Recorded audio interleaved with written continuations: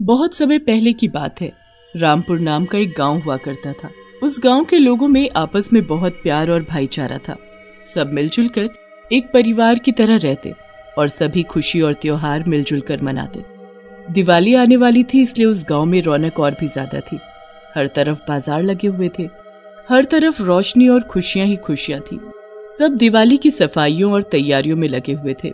बच्चों को तो दिवाली आने का सबसे ज्यादा इंतजार था, पर किसी को क्या पता था दिवाली से पहले उनके गांव में इतनी बड़ी मुसीबत आने वाली है। दिवाली से कुछ दिन पहले की ही बात है, जब उस गांव में एक रात एक चुड़ैल दाखिल हो जाती है। उस चुड़ैल के पास एक बहुत ही बड़ा अनार बम होता है। वो बहुत डरावनी होती है और उससे भी ज्यादा उसकी डरावनी हंसी होती है। आ गई मैं। मुझे इससे ज्यादा अच्छा गांव कोई मिल ही नहीं सकता था। यही वो गांव है जहाँ मेरा मकसद पूरा हो सकता है, पर सबसे पहले मुझे यहाँ रहने के लिए कोई जगह चाहिए होगी। कहाँ जाऊँ? चुड़ैल यहाँ वहाँ गांव में अपना रहने का ठिकाना ढूंढने लगती है। फिर उसकी नजर एक घर पर पड़ती है। वो उसकी खिड़की से अंदर झांक कर देखती है तो अंदर टोकरों में कुछ बम पटाखे रखे हुए होते हैं। फिर वहाँ माला आती है जो उन टोकरों को उठाकर एक किनारे रखने लगती है। आज तो काफी पटाखे बना लिए मैंने, अब कल इनको शहर जाकर बेच आऊंगी। हे भगवान, इस पेट को पालने के लिए इस अकेली औरत को क्या क्या करना पड़ता है, पर कर भी तो क्या सकती हूँ। जब मेरा कोई है ही नहीं तो अकेले ही सब करना होगा। अच्छा, तो ये औरत इस घर में अकेली रहती है। और इसका पटाखे का काम है। वाह, इससे बढ़िया तो मुझे कोई घर मिल ही नहीं सकता था। चुड़ैल उस घर का दरवाजा खटखटाने लगती है। अरे कौन आ गया इतनी रात को? किसी को भी चैन नहीं है। जरूर ये बच्चे होंगे जो मुफ्त के पटाखे लेने आए होंगे। अभी बताती हूँ इनको। माला जाकर जैसे ही दरवाजा खोलती है तो सामने खड़ी चुड़ैल को देखकर उसके होश उड़ जाते हैं। जैसे ही वो औरत चिल्लाने को होती है, वैसे ही चुड़ैल उसका गला पकड़कर उसे अंदर ले जाती है और दरवाजा अपने आप बंद हो जाता है। बचाओ बचाओ।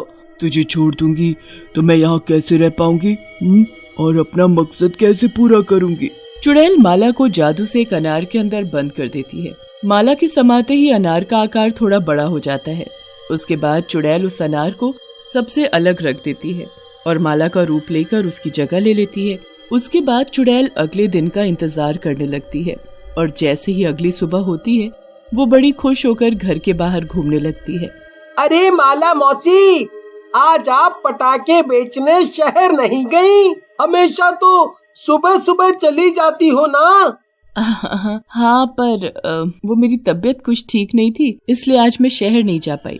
अच्छा, फिर तो आपको अपना ध्यान रखना चाहिए। पर एक बात तो बताओ, आपकी आवाज और आपके बोलने का तरीका आज इतना अलग क्यों लग रहा है? मैंने कहा ना मेरी तबीयत ठीक नहीं है, बस इसलिए। अच्छा सुन, आज मेरे पास बड़े ही अलग अलग तरीके के पटाखे हैं, क्या तुझे चाहिए? हाँ हाँ, क्यों नहीं, पर पैसे नहीं है ना मेरे पास, और माँ तो देने से रही।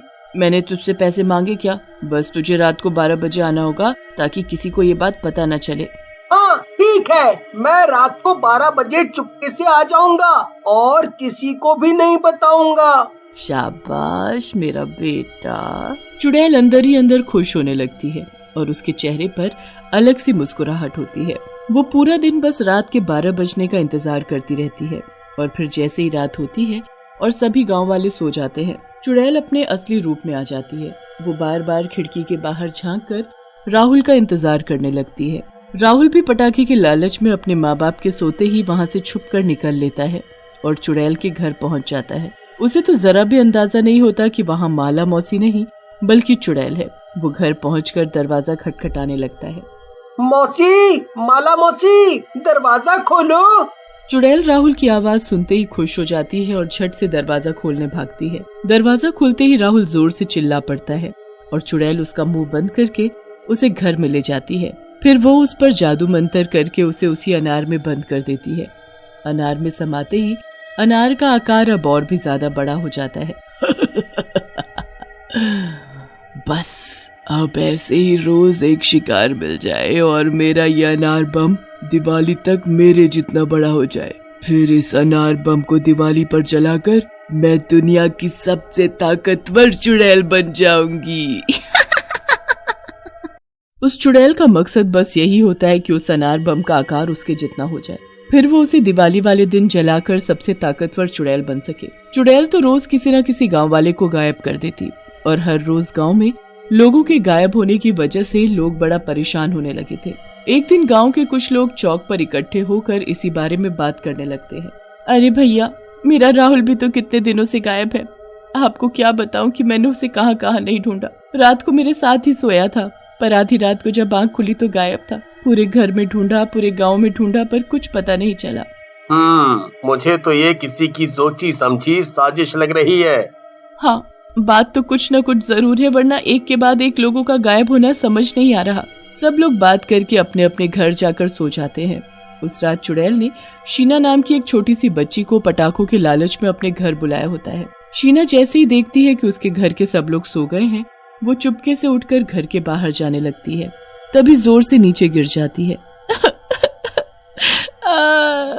माँ, मुझे लग गई माँ।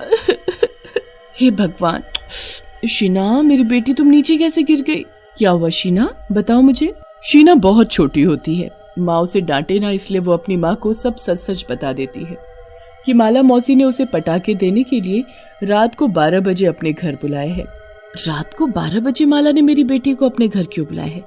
आखिर इतनी रात को क्यों? कुछ गड़बड़ है, मुझे सब गांव वालों को बताना चाहिए। शीना की माँ को चैन नहीं पड़ता और वो उसी वक्त पड़ोसियों को उठाकर सारी बात बताती है। पड़ोसियों को भी ये बात अजीब लगती है। हम सबको चुपके से वहाँ जाकर देखना चाहिए। एक काम करते हैं, हम शीना बेटी को वहाँ भेज देते हैं और उसका पीछा करते हैं।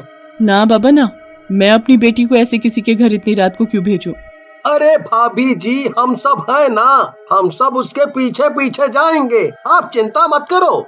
बड़ी मुश्किल से शीना की माँ इस बात के लिए राजी होती है। फिर वो शीना को माला के घर भेज देते हैं। शीना दरवाजा खटखटाती है, तभी एक चुड़ैल दरवाजा खोलती है और पलक झपकते ही शीना को दबोच कर घर के अंदर ले जाती है। सारे लोग जो इधर उधर छुप कर बैठे होते हैं वो ये सब देखते ही रह जाते हैं। वो जल्दी से भागकर उस घर का दरवाजा खटखटाते हैं, पर कोई दरवाजा नहीं खोलता। फिर वो दरवाजा तोड़ देते हैं।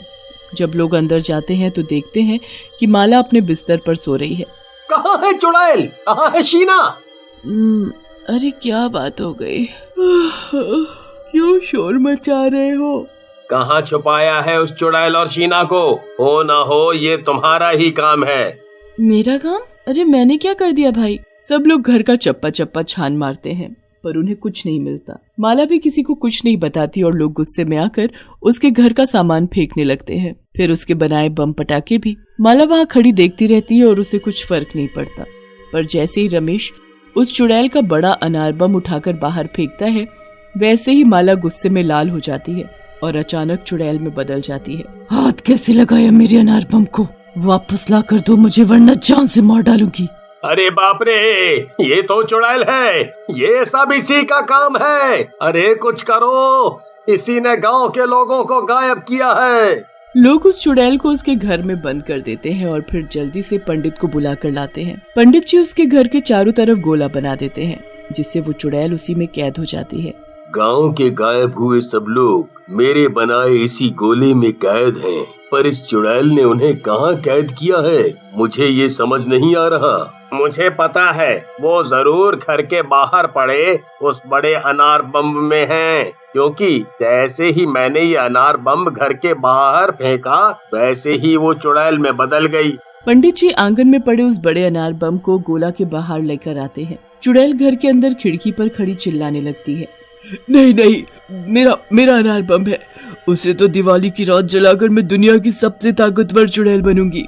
पंडित जी गांव के सभी लोगों को एक एक दिया जलाकर लाने को कहते हैं और उस दिए को अनार बम के चारों ओर लगाने को कहते हैं।